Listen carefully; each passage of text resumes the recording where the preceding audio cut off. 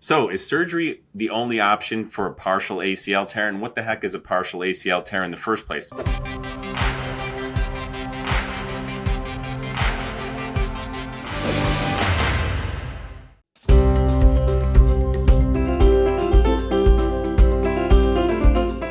What's the ACL?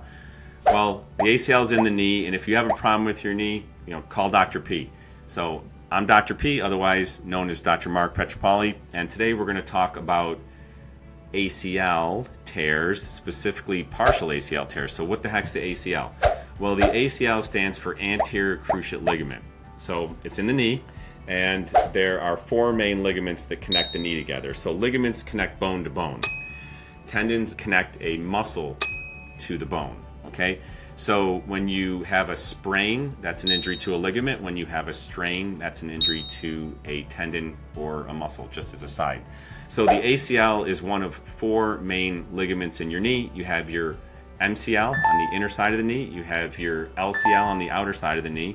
Then you have your ACL and PCL. Cruciate stands for cross, crucifix, cross. So you have your ACL and your PCL inside the knee, deep inside, which crisscross. The ACL prevents the shin bone from sliding forward on the thigh bone, but more importantly, when you turn and pivot, it prevents that knee from giving out. So it's extremely important in cutting and pivoting sports like soccer, like basketball, lacrosse, you name it. Anything where you're cutting or pivoting, your ACL is very important. So if that tears, then you're going to have a tough time usually with cutting or pivoting sports. So the ACL is a very important ligament. When we talk about sprains, okay, a sprain is a very general term. There are different grades of sprains.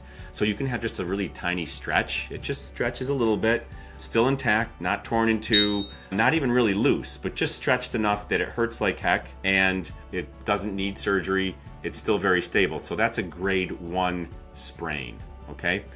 A grade 2 sprain is some of the fibers actually stretch and elongate. So it does have a little like a plastic, like when you pull a piece of plastic and it kind of stretches. So it stretches, but it's not torn in two. So that's a grade 2 sprain.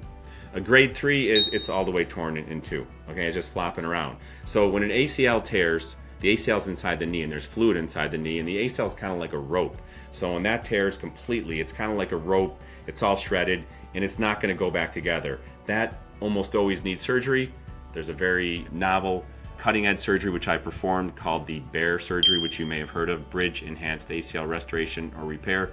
Talk is not on that. I have other videos on that which we'll go over at some point. This is more about like people want to know, hey, what if I just sprained it? What if I just partially tore it? And what can be done? So first of all, I used to think that a partial ACL tear was very rare. And it is a lot more rare than completely tearing it, but it can happen.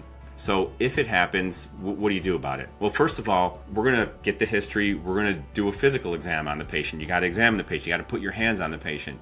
And if that knee feels stable, there's certain tests we can do called the Lockman test, a pivot shift test. Those are just fancy names for tests that we do to test the stability of the ACL. But if that's solid and it's stable, okay, maybe we got an MRI and it shows there's some abnormality to it, but that's not going to almost ever need surgery. And that can usually either heal on its own, or we will sometimes give it some help with biologic treatments or lasers or things like that, which we can talk about. But the real one that is the dilemma is the grade 2. That's the one that's stretched out, but it's not torn all the way. So that knee does feel a little looser, but it doesn't feel completely loose. Like there is an endpoint, meaning you can feel it's looser, but you can still feel the ligament when you pull on it, but it's looser. So then that is one where we're going to have to really see how that patient does, and that one probably does need a little extra help.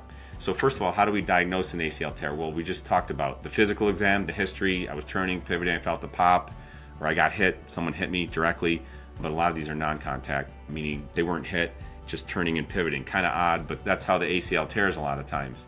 In any event, when we get that history, you can get an x-ray, but the x-ray is not going to usually show you anything because ligaments don't have calcium in them, whereas bone does. So bone's going to show up on an x-ray. A ligament or a tendon's not going to show up normally. There are times if there's calcium deposits in it where it might show up, or if the ligament pulls a piece of bone off, which is a kind of a type of an ACL tear. But most of the time you'll hear, oh, the x-rays were negative. Yeah, because if the ligament tore, you can't see that on an x-ray. So the next study that we will perform is an MRI. MRI stands for magnetic resonance imaging. So it uses magnets.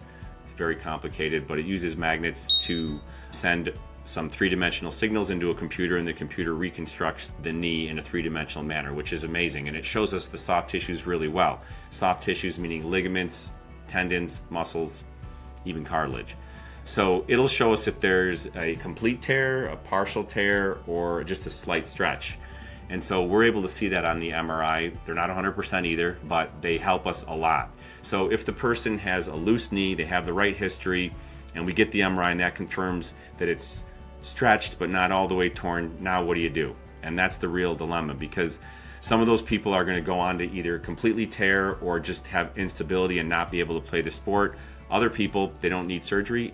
They may be in a brace for a while, they heal and they get along fine. So you got to let it heal first of all. So any sprain is going to take, at least I always say a sprain is going to take 3 weeks, 3 months to heal. Obviously a grade 1, which is a lot less severe, is going to heal a little faster, and one that's torn worse may take a little bit longer.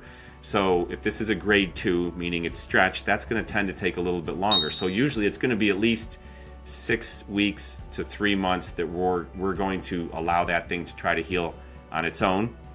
And I am a strong believer in giving it biologic help to heal. What do I mean by that? Well, there are certain things that can be done to help ligaments heal faster and better. And one of them is completely non-invasive. There's no needles, no shots, no known side effects. It's very, very safe. It's called MLS laser therapy, and MLS stands for multi-wave lock system. It's the type of laser we use, but it's a very powerful healing laser, and it has 2 different wavelengths of light, hence multi-wavelength. And so they work together to help the body heal itself. I have other talks on laser, so I'm not going to get into all the details, but basically it stimulates the mitochondria, the little powerhouse of the cell, which helps with healing, increases blood flow, which helps with healing, decreases swelling and inflammation, which helps with healing, and then it also has a direct pain relieving effect. So that's how the laser can help. And the cool thing about that is there's no needles, no shots, completely non-invasive. There's no pain involved. It's just a treatment where the laser is about 8 inches away from the body, and it helps with healing. So that's one thing. Another thing that we'll sometimes try is PRP, platelet-rich plasma, or bone marrow aspirate cells. PRP is where we take some of your blood, spin it down, and get the platelets out. The platelets are those things that when you cut yourself, they form a scab and they stop the bleeding, but they also have growth factors, and they release those growth factors, and those growth factors stimulate new blood vessels and cells to come in the area. So we are able to take your blood, spin it down, get a concentrated amount of platelets, which think of that as almost like a fertilizer pellet, and then that does require using an ultrasound, which is a sound, it's kind of like a sonar device, like a boat or a fish finder, but we use it to look inside the knee joint and place a needle in there. We do numb it up, we place a needle in there, and we inject the platelets or the growth factors right next to or into the ligament to try to stimulate that ligament to heal better and faster. And I've had some remarkable results of people who we got an MRI on after an ACL tear, and then we just followed them along without doing anything, versus laser versus PRP, and the vast majority of the time the laser and or the PRP help that heal faster. Sometimes we'll even go even to the next level if it's even more of a tear. Maybe it's not torn all the way off the bone, but it's almost torn off the bone, the thigh bone, and we will take bone marrow cells. Okay, so bone marrow has stem cells and other cells that help the stem cells. Stem cells can turn into other tissues, and they can also tell other tissues what to do. And again, I have more videos on specifically talking about stem cells, and you can watch those. I'm not going to get into all that, but basically what they do is they help with healing, and the cells are what do the work. So when it's a more severe tear, and or some people just don't want surgery no matter what. So if you're like, I don't want surgery no matter what, then I would go with the bone marrow cells, because that's the highest level of healing that we can give to somebody biologically. And that's a procedure that's done in the office. It's not a surgery. Numb up the skin a little bit, take some bone marrow cells from the pelvis, not the hip, not the spine. It's an area on the back side of the pelvis. It's right underneath the skin. We're able to take the cells, and then the same thing, using ultrasound, You got to be good at it. Don't let someone do this if they're not using an ultrasound, but you got to use the ultrasound to look in there and inject those cells exactly where you want them. Some people will use fluoroscopy as well, which is actually a live x-ray, and that does work very well as well, but that does require radiation, whereas ultrasound is sound waves, and that's pretty much harmless to the body. So the bottom line is 3 types of ACL tears. You have the grade 1, which is just a small stretch, almost never needs any type of surgery, will almost always heal on its own. We'll usually brace that person for about 6 weeks, maybe a little longer while it's healing. We may do laser treatments on them, but that's about all they need, and they're almost always going to get better and go back to playing. Grade 2 is more of a stretch, or it's partially torn off the bone.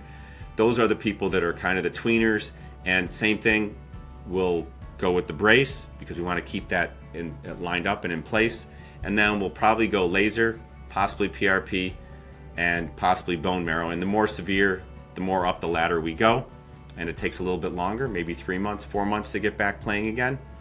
And then we'll repeat an MRI also before that to make sure that it looks like it's healing or healed, and we'll do the physical exam to make sure it's stable before we let someone go back to playing. And then the grade 3 are completely torn, and you can put all the shots and cells and whatever you want, and then that's not going to make that magically come back together. That requires surgery.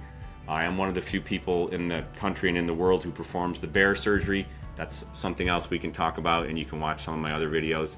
But that basically answers that question about that partial ACL tear that people are really concerned about. What do I do about it? And it's a hard decision, but it's a decision we make with a lot of answers and a lot of expertise. And if you do feel as though you have one, feel free to contact us. If you want to know more about this or you have questions, go to the comments section, subscribe to our channel, and if you like that, please like us. Thank you.